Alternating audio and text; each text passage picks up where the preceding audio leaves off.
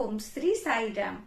परमाराध्य परम प्रेममय परम करुणामय प्राणसखा भगवान को चरण कमल रे कोटि कोटि प्रणति जणे आरंभ करिबा भगवान कर अवतार बाणी। भगवान आमको कौन संदेश दउछंती आसंतु सुनिबा।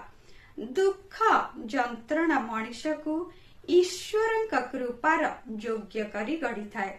दुख कष्ट जेतेबेले गोटिका परे गोटिए लहड़ी पड़ी माड़ी आसे मने मने खुशी हुए जे कूल अत्यंत पाखे आसिलाणी।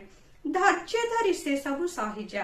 भीरु मानक परि एथिपाई कोनोसी अज्ञात अदृष्ट को निंदा कर नाही किंबा ईश्वरंक प्रति अश्रद्धा प्रकाश कर नाही। शुभ सकाळ आपणकर दिनटी मंगलमय हेउ। जय साईराम।